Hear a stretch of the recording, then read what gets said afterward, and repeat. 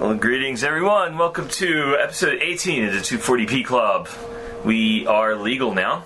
Woo woo! No. That's still a little creepy. Yeah, I know. Hey, I was a hot 18-year-old. I don't know. Did I know you when you were 18? I believe you did. Oh, okay. I think that was kind of around when we first met. Okay. I don't think I was a hot 18-year-old. I wasn't. I was on fire! Woo!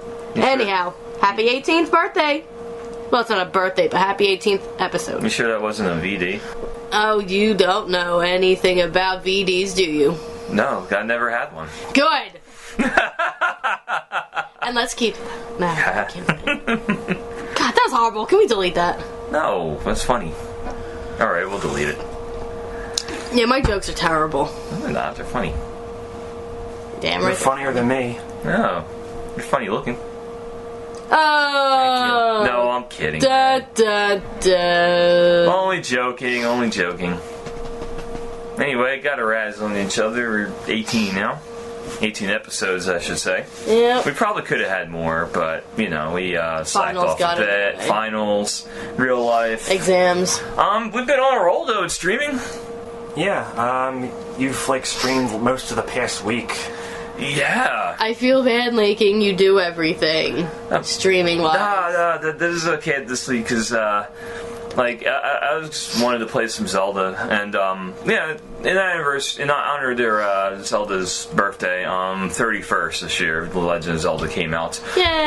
The very first stream we ever did for the 240p Club was actually The Legend of Zelda. We did the first quest. We never finished it, unfortunately. I think one of these days I'll just crack open level 9 and do it.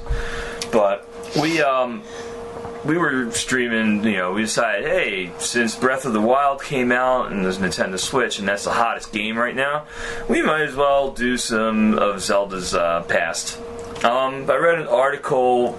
It was actually more like a YouTube video. It wasn't like an article. Guy reviewed Breath of the Wild and said actually Zelda 2 is a better game than Breath of the Wild. Now, I haven't played Breath of the Wild, so I cannot give a accurate rebuttal of that, but at the very least, it got me to play some Zelda 2. Which is kind of funny because Zelda 2 is often seen as the black sheep of the Zelda series. Am I the only one here that actually does own Breath of the Wild, even though I haven't played it yet? I think as of right now, yeah. Yeah, I don't have a Wii U or a Switch, so... Well, I got it on the Wii U, but I haven't really had the time. I hear it's a very immersive game, so... Like a lot of these games, I'm gonna wait like 6 months till the Switch kind of works out their bugs and, gets their licenses together and give it a shot, 6 months after everyone else has, and probably get just as addicted. Absolutely. You got all the time in the world to do it, so... Yeah, but anyway, we did Zelda 2, and I figured why stop at that? We did Zelda 3 as well. Nikki was supposed to do it. Nikki had a pretty trying day, so she was basically passing out midstream. Yeah! So she tagged me in, we took over, and that lasted 2 days. And as you hopefully have seen, we did Shovel Knight, the new expansion set for Shovel Knight. More like additional character. It's kind of like they did with the last one. They added... the first DLC for the game was it allowed you to play as Plague Knight, who has a completely different moveset than Shovel Knight. And this one introduces a totally different boss, Spectre Knight, who has his own moveset and his own separate plot. So it's a very interesting take on the whole thing. They don't modify the levels much, but each character gets through levels in a completely different way and has their own collectibles to get and everything. It's a very different experience for each character. And you're wondering why, as a retro site we're focusing on a brand new game, is because if you ever played Shovel Knight is a classic throwback to 8-bit platformers, extremely well done. It's not 8-bit, obviously, it's in 16:9 HD graphics, and, well, not graphics. Had to make a whole new stream layout just to play this game. Yeah. But, yeah, we're looking for, hopefully you guys are going to enjoy that. We're looking forward to it. We have a few plans. They're still in the works, so we don't want to reveal anything yet. But for our anniversary in July, expect something big. A couple other big podcasts are coming. Actually, we're going to be talking to some of our friends in the medical fields and try to figure out actually what video games actually does to the body. Like, playing long term, what it does to your body, what it does to your mind, your brain, and everything. And we're covering a few, health fields. Not to say, this is meant to turn you off of video games, etc. It's just meant to enhance your mind a little bit. Enhance your mind. Just let you know the ins and outs of inside the body, things that happen while you're playing video games. And basically, to get you to, if you're sitting playing a game for 12 straight hours, you realize how unhealthy that is. And, even if you're, playing an MMORPG, you're doing a whole lot of stuff, take an hour break to get up, walk around, even if you have to, every 5 minutes or so. I know it's tough when you're in the thick of things, but, put down the mouse, say, hey, we're going to take a break, you just step up for 5-10 minutes, walk around the apartment or house or whatever, or your basement, stretch out, maybe go outside to do a lap around the block just to... just get the blood flow back. Yeah, basically, just keep your blood flowing. But, we'll discuss this more in a future podcast.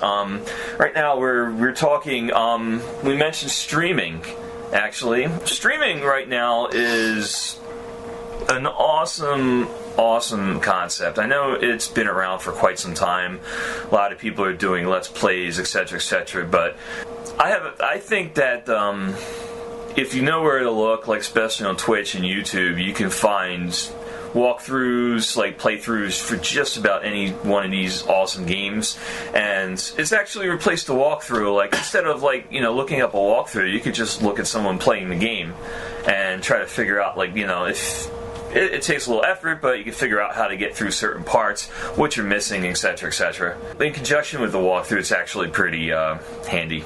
It's really also more handy if you're a visual learner as opposed to an abstract. More so, it's great because you can actually see it and then you can actually follow through, hold the controller in your hand and do it as they do it, as you see on the screen. Exactly.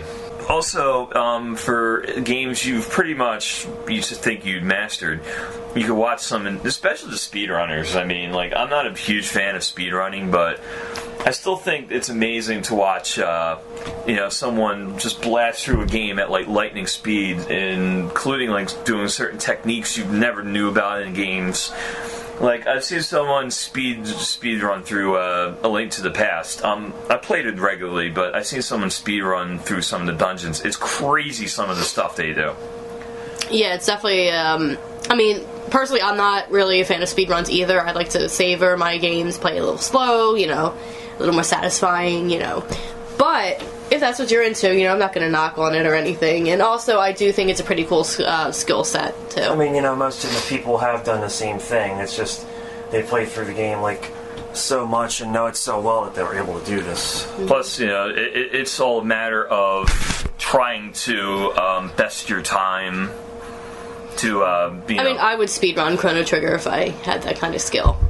Is there a way to speedrun that? You could go through the game pretty quickly. Yeah, other than going straight to Lavos or without New Game Plus or so. People have speedrun that. I know this one guy, Caleb Hart 42. He's a pretty big streamer. He just started doing that recently. I think I watched a little bit of that actually. Haven't actually seen much of him playing that, but apparently he's already doing pretty well in it. Yeah, so games like that, some games don't lend as well to speedrunning. Some games are made for speedrunning. Super Metroid is the first title that comes to mind as far as speedrunning goes. That game is just made for speedrunning. And there's a bunch of...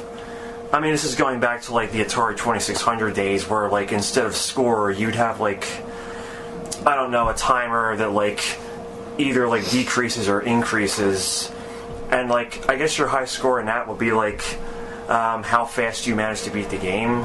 It's basically lapping around the game like a race. Try to see how fast you get through stuff. And streaming like that has basically opened people's eyes to some of this stuff, because people were doing speedruns and stuff in basements for years. It's just you had really little ways of recording it, And some of these glitches are so obscure that you only really find out about them by watching other people. And also, some of these games, it gets people talking about them again. You know, like Super Mario Brothers. Obviously, no one needs to talk about Super Mario Brothers or needs an excuse because that is one of the most iconic games ever released. However, watching people make new world records and stuff kind of piques people's interest into playing it again, including some of the younger generation who probably didn't grow up with the game. And, you know, instead of, like we talked about last podcast about nostalgia versus timelessness, like, you know, we've been theorizing that, like, hey, you know, would a 15-year-old, like, you know, who's never played these games be able to sit down in front of, like, you know, a game like Super Mario Brothers and play through it, or would it be too archaic? Well, watching some people do speed runs and world record attempts, like, you know, might pique someone that young's interest. Be like, hey, I could do this. So, who's gonna speedrun track and field? Let's see how long it takes us online to do a 40-yard dash. Yeah, we'll speedrun track and field too with the NES Advantage hooked up. Hey man, we can do it in real life. We've been working out, but yeah, remember when you guys can run. I got a bum foot. When it comes to getting in shape, it's not a sprint; it's a marathon. Just remember that. It's a marathon, absolutely. Yeah. No. Yeah. Track and field would be a fun game to speed. Cheers to just that. let's just Twitch it sometime. Yeah. Maybe we'll do it. You know what would be a really cool setup with that, if it was possible to put the what's that thing that came with the Wii, the Wii Fit, the mat thing? Oh, the I forget what it's called. Yeah, we forget the name of it. If anyone's listening to this, please, if you'd like to let us know. We go way back, the Power Pad. Actually, I just found this out recently. The Super NES apparently had an exercise bike controller. Oh? Ooh. And like only 2 games were made for it, and somehow one of them was Speed Racer, which was already like a Super NES game, like a normal one. Oh, wow. Which I don't know how the hell that works, because that game has like side-scrolling levels as well as driving levels. So yeah, maybe it's like Bayou Billy for NES, where you had to use the light gun for a couple the levels, as well as, you know, the side-scrolling. Although I never got too far in that game, I always sucked at that game. I was like Captain, and I was terrible at that game. I've beaten it once, but I probably wouldn't do it again because the driving levels are just terrible in that game. Yeah. But well, yeah, to be fair with that game, they allowed you to practice a couple of those levels. You needed it. You mean like all the continues that I got at the end of the Power Rangers game? Oh God, that was. Yeah. No, I didn't even. I guess. I mean, I didn't like change anything about like the difficulty curve or anything. It just kept giving me continues. I just kept pressing start. I think something like that, though, is made more for kids. So they didn't want to frustrate kids getting a game over and you had to go all the way back to the beginning. Yo, that would have pissed me off. Yeah. Especially the fact that, like, half of my deaths weren't even... Half of my deaths were so stupid. Half of them was just falling off the platform. Oh. That's what I hate, because, like... I thought that, you know, because Trini, and then you had Kimberly. Trini had the cooler weapon, but... you know, Kimberly's Kimberly. Everyone liked the Pink Ranger, but... Well, she had the bow and arrow, which is really cool in that game. Because it was a ranged weapon. Yeah, but the problem is, because it was so ranged, it actually took time away from it. Because when I was fighting against the Dark Mage, I think it was Dark Mage, whatever it was. I guess that makes her a real Power Ranger. Leave the hall. Okay. I don't need you guys. I can do my own podcast. Uh-oh, Ray's solo project. Uh-oh. This is the end of 240p Club. Check and find out. Welcome to episode 1 of the 241p Club. Oh. But anyway, no, the problem with with her bow was actually that it took too much time to set it up. By the time I was ready to shoot the arrow, Dark Mage had already disappeared and was throwing robotic electrical eels at me. Yeah, which is insane. Dude! Yeah, no, that looked insane. Yeah! Yeah, that robot at the very end was nuts. Like fighting on the moon. Yeah! Yo, that was insane. Mm-hmm. But, yeah, anyway, so... Cheap plug, YouTube, on the 240p Club channel. We uploaded that from our Twitch playthrough, so check it out. I promise I will have less deaths the next time I play. Maybe. Maybe I'll actually get to play with all the Rangers this time. I tried playing as Billy, and he had the absolute stupidest, like, punch animation I've ever seen. Like, he has one arm flexed over his head, and he's like ducking for cover as he's like letting out just the shittiest little punches. I'm like, Billy was competent on the show. It doesn't make any sense. Yeah, he was nerdy, but he wasn't. He was nerdy, like, but weak. he could fight. Yeah. Like, holy shit, he could fight.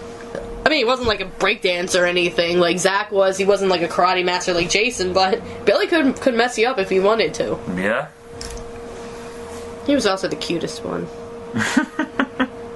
Anyhow, so also going back to another thought that I had earlier when I mentioned with the whole Wii Fit Pad and everything like that.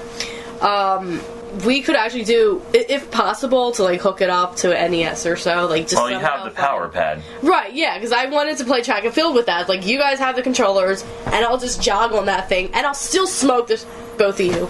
There's a trick to the power pad, actually. I believe the game is called World Class Track Meet. It came with, if you got the NES back in the day, it had on one cartridge Super Mario Brothers Duck Hunt and World Class Track Meet. It was all on one cartridge. And play Duck Hunt, blah, blah, blah, Super Mario Brothers, blah, blah, blah.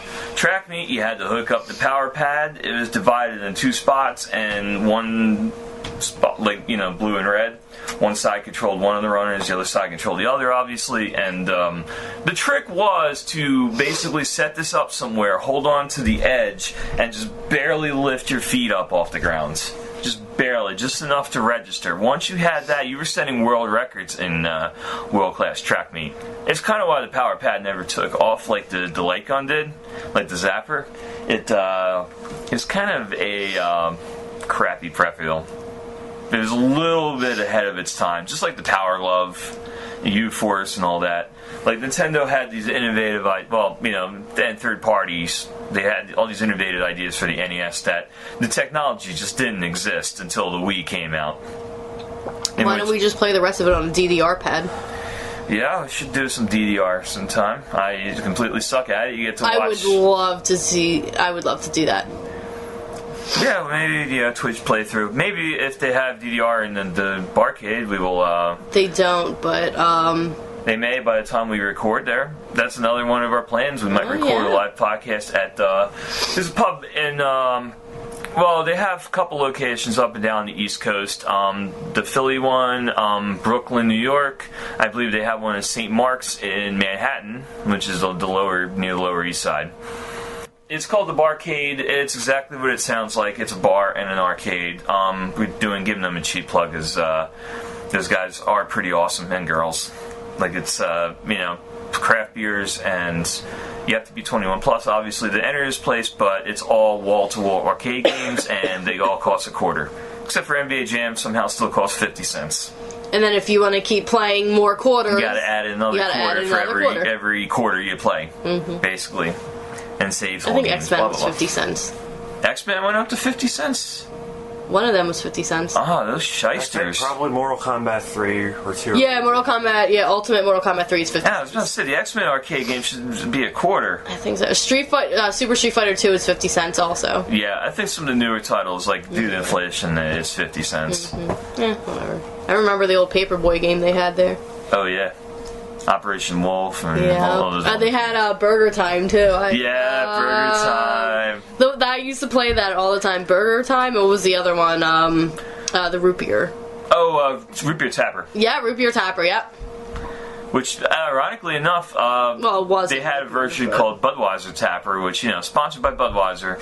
It's basically in all arcades, you had to basically pour beers, and for customers, you had like 4. You'll see it. So tough. Look it up on Google. I'm not going to describe it. Yeah, the version, I believe, came first, and then Root Beer Tapper on all the home systems. Even though Root Beer Tapper was like an arcade game as well, I think, in like the places for younger audiences. Actually, for GameCube, I have it was the Midway Arcade Classics disc, and that was featured on there, Tapper. They licensed some other games. It wasn't just like, Midway, Williams, Ballad. There's a couple other like licenses, but yeah, they had Root Beer Tapper on the arcade version of Root Beer Tapper on that disc. It was rather fun. Game. Yeah, it was. It's tough, but absolutely. But yeah, definitely. We'll be doing something at the barcade, so check it out. Look out for it. Absolutely. Anyway, there's something that happened in the news recently. We decided to go stop for dinner before we recorded this, so we were discussing this article. We were discussing this over dinner. The game Persona 5. I believe it just came out yesterday. We went over it briefly in like our RPG top 10 lists. It was one of the runners-up, I believe. Yeah, it was a modern game, like JRPG. Mm-hmm. Based off the Shin Megami Tensei series in Japan.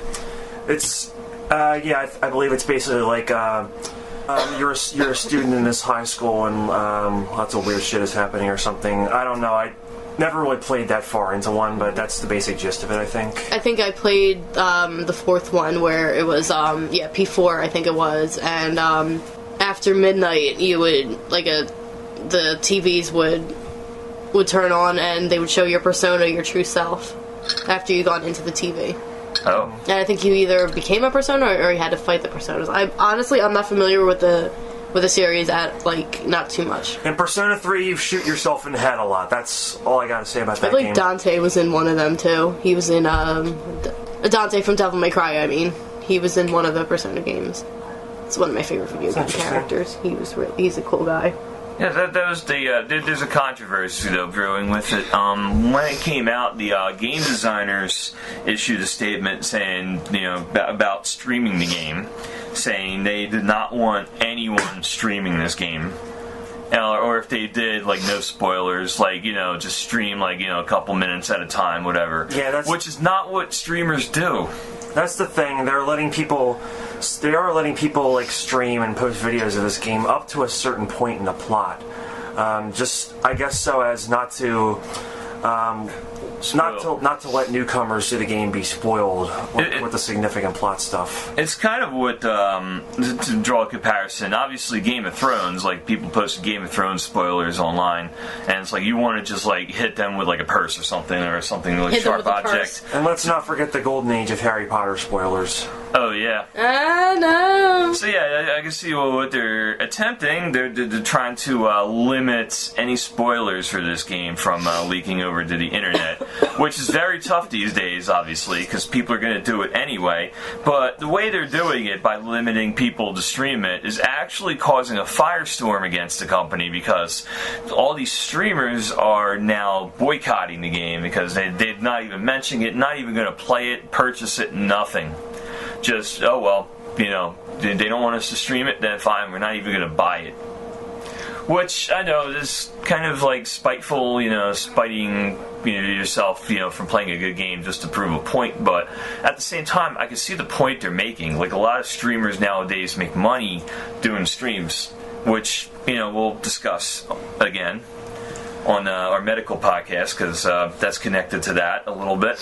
It does seem a bit harsh in that respect, because, getting spoiled in, a chat room is one thing, you can't really avoid that, but if you're going to, watch a stream or videos of this game, then you're already going into it with the knowledge that you will be spoiled, and if you're doing that, you really kind of just don't care. So, banning videos like that, it's a noble endeavor, but it's ultimately again shooting yourself in the foot there. I see it as a double-edged sword, kind of. I understand the whole freedom of streaming, freedom of letting you do what you think you should, what you can do or so, but I also understand what the artists are coming with. It took a while to come out with this Persona, because there were a couple other Personas before that, including the sides. I think there was a side game, Dancing All Night, it was called. So it took a while for Persona 5 to come out, to go from 4 to 5. And the creators, it falls into the whole, this is my art, I can do whatever I want with it. It's my art, it's my vision, my baby, and everything. So we ultimately have the decision on what we want our art, or what happens to our art once we put it out to the market. However, it's a free, they have the whole free market kind of thing, so it honestly, like I say, it's a double-edged sword. You really... Yeah, no one's disputing the fact that they can do this. Right. Legally, by all legal definitions, they could totally get away with this. Mm-hmm. It's just a matter of, now this company is basically shooting itself in the foot by doing this.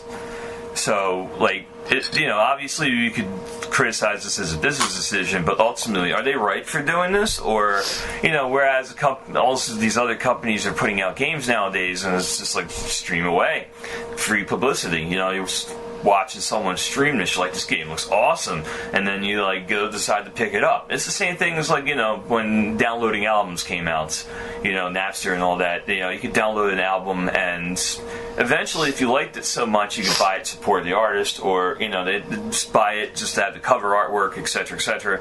But ultimately, it did hurt sales, but it's different with video games because people want to play video games. They don't want to just listen to an album once and then put it down and never come back to it. That too. Also, it's more comparable to sports, I think. Like, you watch a baseball game, like you go to a baseball game, you watch it, you aren't going to stop playing baseball because you went to a Major League Baseball game. If anything's the complete opposite, you're going to want to pick up a ball and bat and start playing.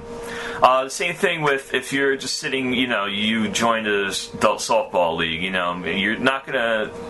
You're going to go to the softball league, you're going to play softball, etc., etc.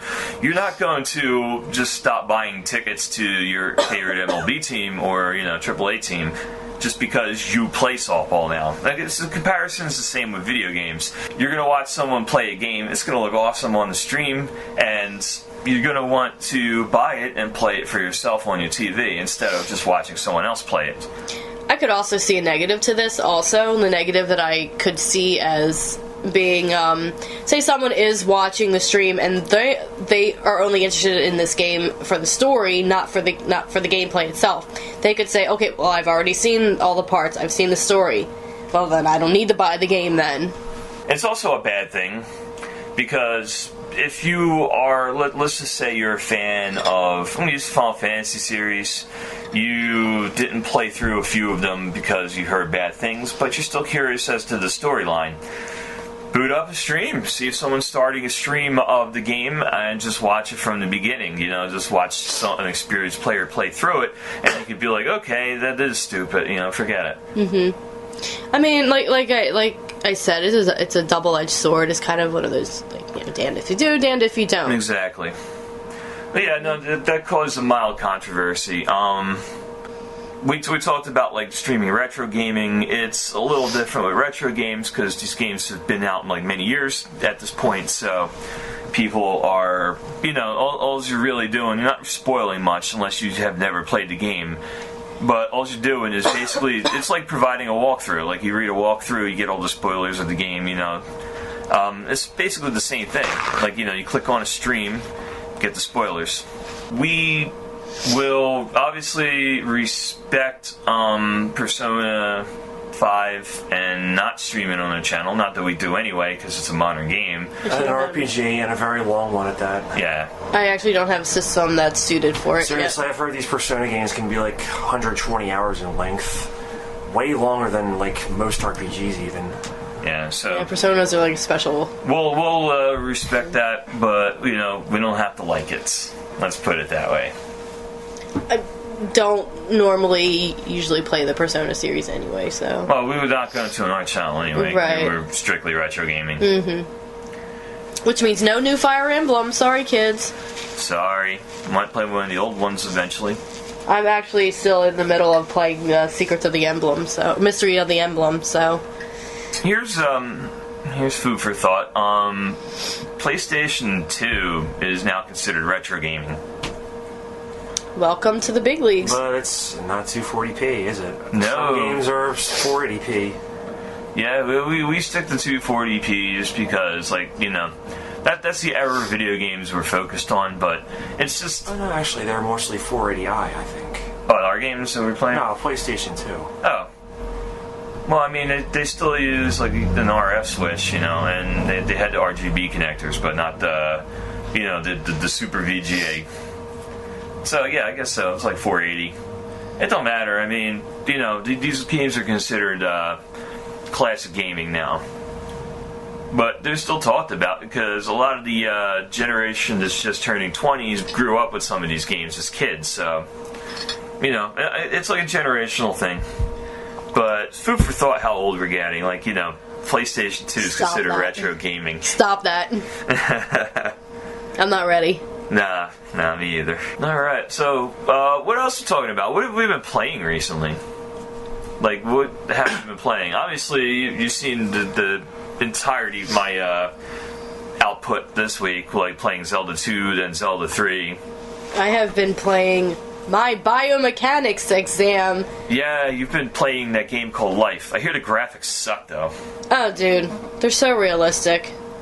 Yeah, this sucks. I heard the game's too difficult. It really is, man. And there's no way to save. No, there's no save points. You just have to keep going. Yeah. Just hope you don't get game over. Ah. Oh. 'Cause you got no continues, my friend. Nope. Oh, crap. That sounded so morbid.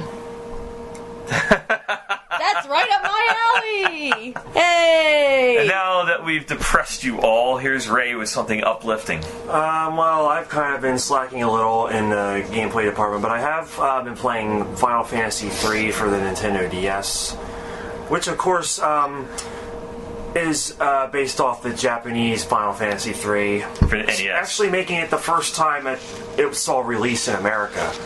How do you like the, You spoony bard. That's 4. I know. So how do you like the, remaster of, 3? Well, so far I've only gotten up to, I've just beaten, like, the Shrine of Nepta, which is the really annoying dungeon where you have to shrink your whole party. Battles are, like, really different in this version, because instead of, like, fighting up to, like, 8 or 9 enemies per battle, you can only have 2 because of the system limitations and, like, I think it's up to 3. Number of polygons can fit on screens. It's up to 3, except for, well, so far one battle. Like, you fight 4 members. You'll see. Well, so far I've only fought, like, 2 per battle. It's like, they kind of make the enemies stronger to make up for that. It also nerfs some of the classes, because, spells are less powerful. It definitely nerfs a few of the classes, so, beating the game is definitely a lot trickier this time around. Well, there's 2 classes you get at the end, like near the end, called the Ninja and the Sage, which are like the ultimate physical attacker and the ultimate spellcaster, basically. The Ninja, from what I've heard, is still really powerful in this game, but the Sage is the one that got really nerfed, because even though they can still cast everything, they have very low MP, so makes it kind of almost pointless to be able to cast everything when you can just stick to one school. Black magic and summon magic, I believe, become extremely powerful in the endgame. But by the time of the final boss, like the final dungeon of Dark World, you're probably just going to have like 2 white mages, I think, because of how much damage all these bosses at the end do. Yeah, it's, they definitely nerfed a few things with that game. It was definitely different than playing the Famicom version. I lied, I've been playing some games. What have you been playing, Nikki? I've just been doing Mega Man a little bit off and on. Because I have a little Mega Man on my metal patch, or little Mega Man patch on my metal jacket, so, like, I have to be good at it if I'm gonna keep Mega Man there. Yeah? Too much Mega Man on my brain. Yeah. Little Red Supre joke for you there. Mega Man's so cute, I have to play it. Yeah, I'm waiting for Capcom to get off their ass and maybe, possibly make another Mega Man game. That's not Mighty Number 9? Well, there is something Mega Man related coming out. It's not a game, though. It's like an animated series. Yeah, they're coming out with a brand new animated series for Mega Man. Mm-hmm. And I'm not one to judge before watching it, but it looks pretty awful. I didn't really see a trailer for it, I just seen some images. The animation looked okay, but like all things modern, it's wait or see. Like, is it just going to be like some disposable thing, or... I think someone compared it to Danny Phantom, if I remember. Oh. No, it might be pretty good. Yeah, if anyone's familiar with that cartoon. It might be pretty good then. I actually like that. I like Danny Phantom. Yeah. It's cute. I can't really judge it. I mean, granted, this is probably going to be marketed for kids, which, if it's in that style of animation, which is weird because a lot of the kids that have never played any of the Mega Man games, because it's been so long since one came out, they may be more familiar with the Battle Network ones, but not Mega Man. Speaking of Cartoon Network, has anyone been watching Samurai Jack? No, I heard it got really dark. Whoa. I heard it got really dark. Mm-hmm. I've only been able to see one episode, but wow. What I'm gathering is, what's his name? This Jenny Tartakovsky, I think his name is. Is that his name? Same guy who did Dexter's Lab. Yeah, that's his cartoon. I think he just had all these ideas that, they weren't really marketing this towards adults at the time, like the original Samurai Jack cartoon, even though, adults got into it. But, now they're marketing it straight towards adults. Like, kids aren't watching this. Oh, no, it's on I think it's on Toonami. Oh, yeah. Oh, no, wait. Adult Swim? It's on Adult Swim, I'm sorry. It's, no, I think it is on Toonami. Yeah, they're not marketing it towards kids. Right, because then they put replays on Wednesday at, 11 or 12. Yeah, it got really dark. I heard one episode he even killed someone. So that tells you just exactly who they're marketing this to. It's like the second episode, he almost got killed by some kind of cyber ninja. Which, this is basically Jenny Tartakovsky's, all these ideas he probably had for, the original run of Samurai Jack that didn't really fly with the network. Now that he has a chance to just put whatever he wants into this, with the exception of something like over-the-top, rated R brutally violent, he could start putting all of these into the cartoon. And, it's going over really well. The commercials even start with, kill him!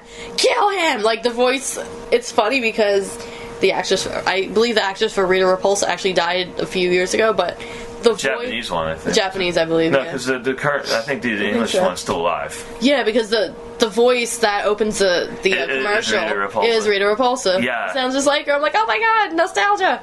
But it starts off with "Kill the samurai," and I'm just like, oh my god. And then all you see is just complete a lot of it's very inky blob.